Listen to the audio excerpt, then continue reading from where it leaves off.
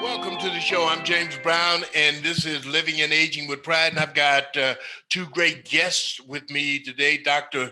Bill Cosgrove, whom everybody knows around the world. And I've got Aaron Newbuck. And Aaron is a very special human being. We met several years ago. We were shooting a TV show in Austin, Texas, and Newbuck was one of the staff on the crew shooting the show, and we started talking, and I understood him to be a great comedian. And so welcome to the show. And what we're going to do here, Doctor, is with Newbuck's help, is we're going to add a little levity to the fact that people of color need to get out and get vaccinated, and it's not as difficult as it seems to be. Would you not agree with that, Newbuck? Give us your point of view about people of color getting vaccinations. Well, I believe that if you want to get vaccinated, you should. And also, it's a lot of stuff that comics is going through. Like what? Guys, like basically, we'll get shows that can't get filled up in the building because basically they can't sell money and make good money off of tickets. Then you got limited spaces. And it's just coming to a point where basically, if you're not going to get vaccinated, We lost your voice. I'm ready to do some more comedy shows. So y'all just get the shots, please. Because right now, the people that's not getting the shots is scared of the people that's getting the shots. And the people that's getting the shots are scared of people that's not getting the shots. So we just scared of each other. Well, that's a scary explanation, you know? It's honestly true. Because what happened? They said you should get the vaccination or you're gonna die. That's how they sold it. That Right. was scary. That's how they sold it. So once they got the vaccination, what was the people saying that didn't get the vaccination? I'm gonna sit back and wait and see what happened to y'all. So both of us is living just watching each other. To wait. We're not solving any problems.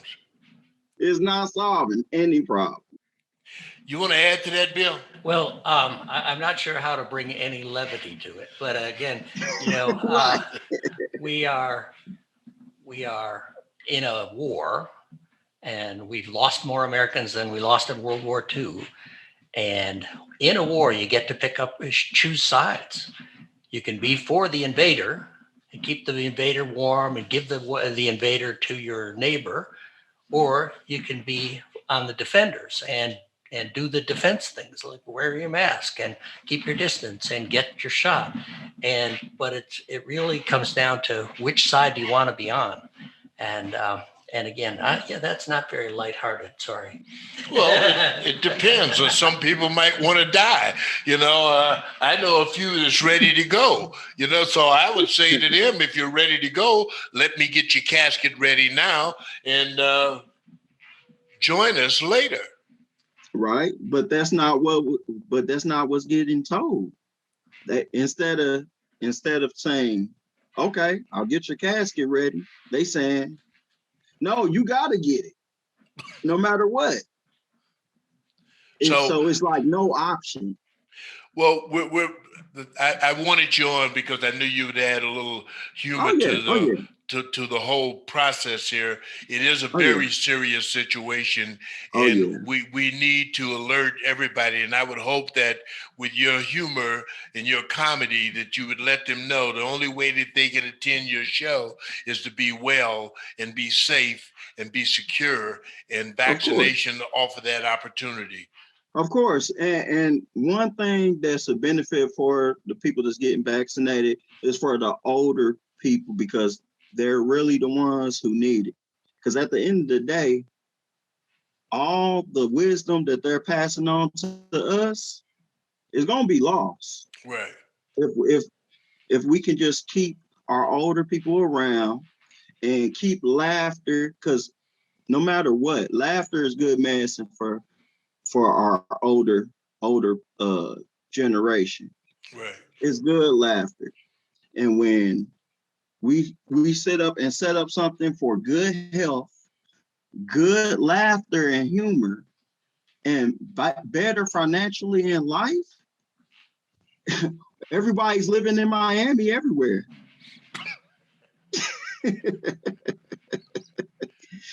So you want to go to every day is a Miami? retirement. It's suggested that you're heading to Miami then. Every day is a retirement day. You know, I'll agree with that. You agree with that one? that's a good thing. You know, Doc, the whole idea was if we could laugh at ourselves, we could take ourselves seriously too. And this is a serious matter. Yeah, and we Right. and part of it is about control of this person, this doctor or this agency head is telling me I have to save my own life. Right. And I'm not going to do what he wants me to do. Like, wait a minute, think that through a little bit. Because as you mentioned about the grandparents, I'm a pediatrician and our kids need those grandparents. We need them healthy. We need them without oxygen tanks. We need them to be able to take the kids to the park and play with them and show the kids and share that that history and wisdom with the kids. And we're risking the younger generation. I mean, they're dying too. They're dying at fewer numbers, but kids are dying too from this. And we have to keep the fabric of our families, the fabric of our society together. We really need, everybody needs to do their part. They just need to say, hey, I'm going to be part of defending myself, which defends my family, which defends my neighbors, which defends the storekeepers that I frequent. I mean, it seems easy.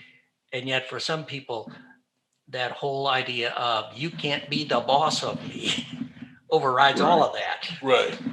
But then the whole idea is to respect those who have the specialized knowledge. That's what we look to them for. What are the numbers, if you have offhand, for the aging population who have not been vaccinated and whom have died?